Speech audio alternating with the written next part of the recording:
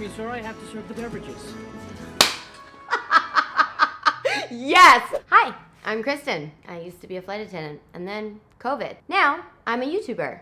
See? That's me. You know what really annoys me though? Is when I'm watching a movie and they don't get anything about being a flight attendant right, or even being on a plane. We're gonna go through some scenes and I will tell you if they nailed it, and that's exactly why and how we do things, or if that's complete horseshit. We'll find out together. Let's watch. Bridesmaids. I know exactly what scene this is. I love this scene.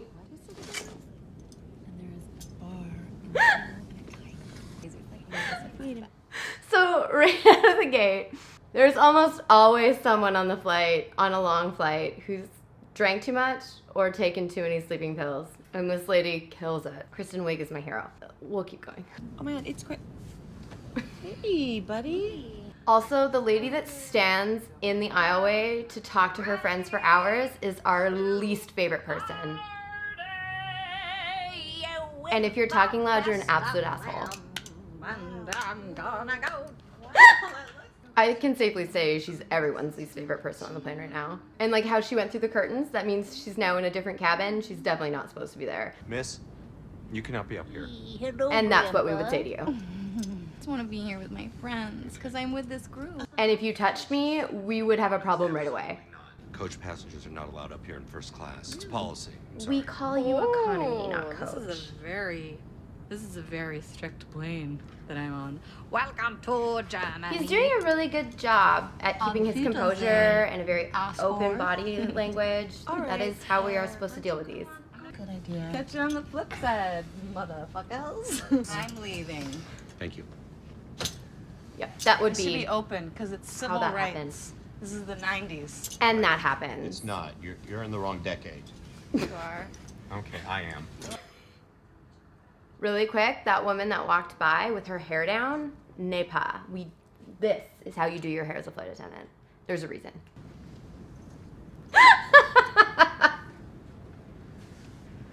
Miss?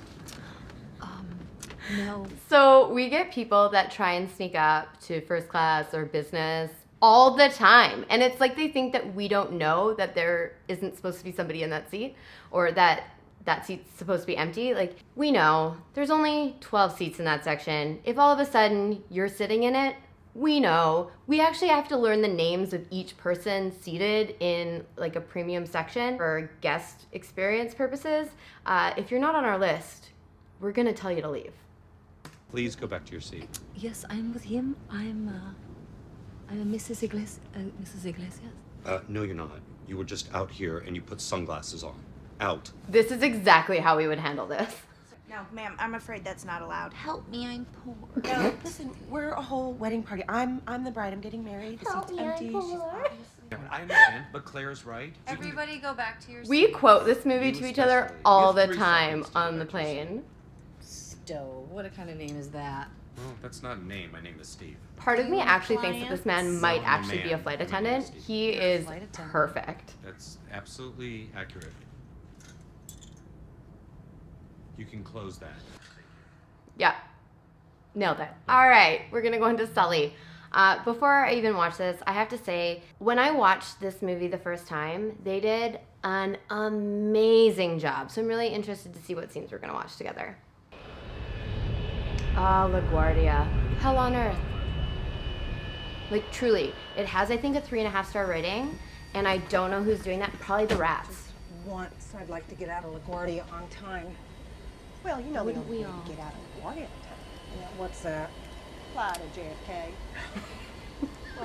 So, it's totally true. I mean, there are long lineups at JFK too, but I have been stuck at LaGuardia for 3 days in a row before. So you know how pilots get on the PA and they're like, oh, we're just going to taxi onto a runway 42 left, and then we're going to do like a roundabout and hit 37,000 degrees, and yeah, it'll be about 21 degrees when we land, and yep, you get the point. They have a checklist that they have to follow. They don't, in that checklist, tell them what to say in their announcement, so they just run through the flight information for you. So next time you're like, why the hell are they telling me we're going off of runway 26 left?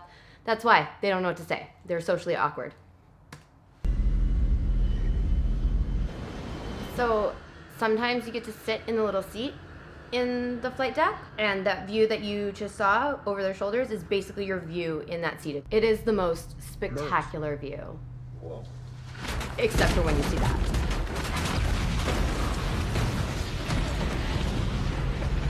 That is terrifying.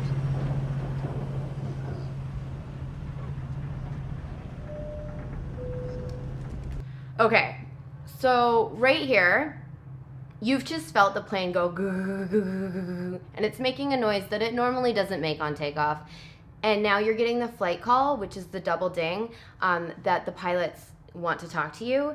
And the pilots don't want to talk to you under 10,000 feet unless something really, really bad is happening. So her face of, oh my God, right now, 100%. The last thing you want to hear at that altitude is pure silence. And they did such a good job with this. Okay. Right now, all that's happening in everybody's head is, oh fuck, oh fuck, oh fuck, oh fuck. Hopefully in the pilot's head it's, this is what I do next. Seatbelts? See how she's smiling as she says it? That is part of our training, is to maintain an absolute composure when your heart is like bum bum bum bum bum bum bum bum bum. Like, honestly, that movie is so well done that, like, I start sweating when I watch it. It is such a good movie. If you haven't seen it, high recommend. Flight Plan, never seen this one. Ooh, Jodie Foster's angry? I know I've seen him before. Hey! Hey! Oh, she's running. If someone's running on the plane, we're gonna have a problem. Where's my daughter? I don't know what you're talking You were about. looking through a window last Wait a minute. night. I saw you across the courtyard staring into my daughter's room, both of them. You are a lunatic. Where's Julia? Hold it. All right, so much has already just happened. Okay, I'm assuming that she is missing her daughter and is now accusing these two men who look to be Arab that they stole her. Part of our training is actually to deal with people who are uncomfortable with people of other backgrounds. It's awful, but I've had people come up to me and be like, that man's doing something funny. It's just because he looks different than she does. It's not right. I don't know what the situation is here, but if something happens on a plane, just take a deep breath and check yourself. Also, who's the guy who's like tackling her? I'm so confused. And the flight attendant, her hair, all wrong. I saw them last night staring into my daughter's room. Okay, I love that there's one flight attendant there. If someone had full-on sprinted on the plane and started yelling at two men, and then that woman got tackled by a third man, you best believe that if we're on a long-haul flight, there's probably like between 8 to 11 of us. 8 to 11 of us are standing pretty close by to see what's going on. Okay, there's a couple more. Shouldn't we move this to one of the galleys? Why should I have to move? I didn't do So anything. she's trying to get it away from the public perception. Good call. Where'd you take my little girl? Sometimes changing the scene will help. Pure silence. I love it. Oh, this guy's armed. He's an air marshal. If you have a gun, it means that you are one of the trained agents who is keeping the security of the plane. They are on the plane way more than you think that they are. And their job is to keep the plane up and safe. Let's go. Again, Where's my daughter? don't Nice watching a movie. racially profile. Oh my God. Where's my daughter? Oh! I'm okay, it's okay. So at that point, there would not be a calm discussion anymore. It's one of those places though where like, things happen so quickly and in such a confined space, and each situation is different. You have to make a decision in the blink of an eye based on what is in front of you. If the air marshal's already involved, I'm on the phone with the captain being like, yo, the air marshals are involved with this passenger. Like, just heads up, this is the situation. The captain needs to know what's going on. Again, he's behind a bulletproof door where his eyes, or her eyes, in the cabin. I don't know what happened in that. I kind of now want to watch the movie. The Wedding Singer, some good old Adam. Tell me how she feels. Oh, And the Linda hair. answers the door wearing nothing but my Van Halen t-shirt. No way. I love that it's a two-story plane. The decor is just so ridiculous. What he cares about this. And everybody's like Fancy up like it's a cars, cocktail CD party. players. No.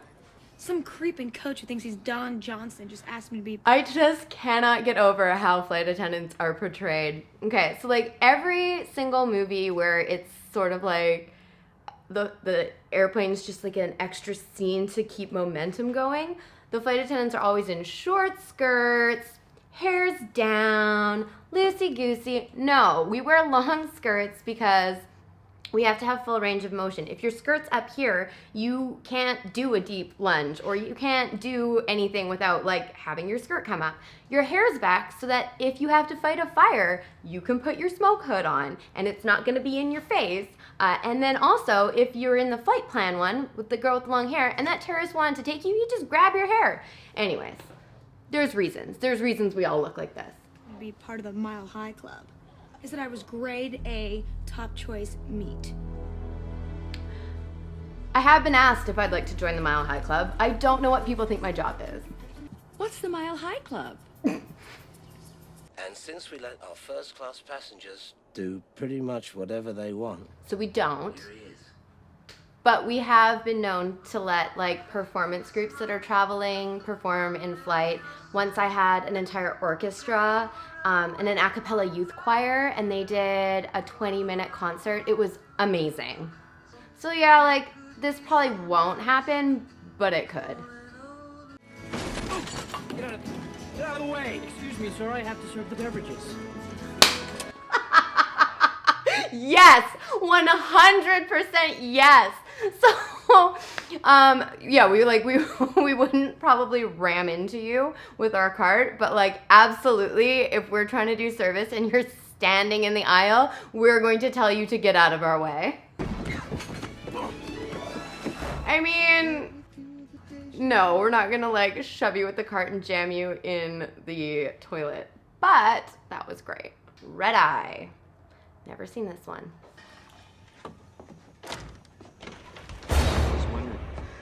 That's creepy. Must have been during service, no one was around. Don't fight me. You're all worked up for being so creative. Breathe. Hey, Rebecca. You can't just run off like that. A man went in there. Ugh, everyone shares the same ones. Here, I'll take you the one closer to your seat. But a lady's in there, too. Huh? Okay, one of those flights. Here. Pretty accurate of how that would be dealt with. Please stop. But I would probably have gone back and knocked on the door and said, "Excuse me," and then taken her back to her seat. I think. You know what I think? I also love, like, as with the size of just the plane cabins, the bathrooms seem to be like these huge spacious areas where two grown adults can stand and have a conversation. No, let's wait and see what happens. So these rooms aren't soundproof. We would hear you. This wouldn't happen without us hearing you.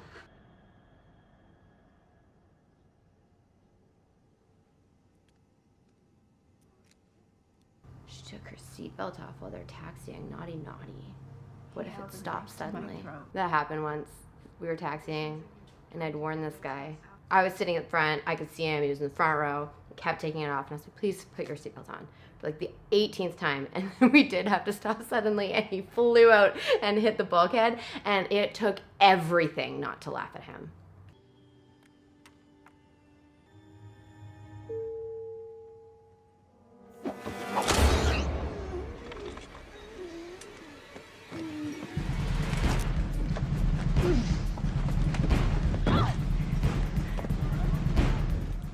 I like how it shows that everyone's standing up, because she'd get like 2 rows and then she'd have to stop while like some lady was like, my bag's stuck because it was too big for the bin. What's going on? Her hair's done properly. 1 minute, Mrs. Please. That is a thing. So when you start rushing us to get off and we say 1 minute, please, our doors are armed with the emergency slides. And we have to wait until we're attached to the bridge, get the signal from the person on the other side, and then we have to disarm the doors so that when we open them, the slides don't explode. Hey, stop that woman! She's stabbing you! Hey! I mean, the door was open and she was out.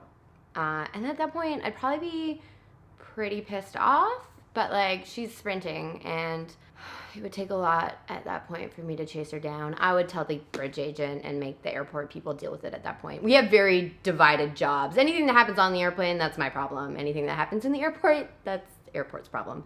I hope you enjoyed. I am going to find some more clips and do this on the semi-regular for you. Let me know if you have any suggestions for movies, TV shows, favorite clips that you would like me to watch and maybe give you the insight on. And if you have any comments, otherwise related, let me know. I'd love to hear from you. Give it a like, give it a subscribe, and see you again soon. Have a nice day.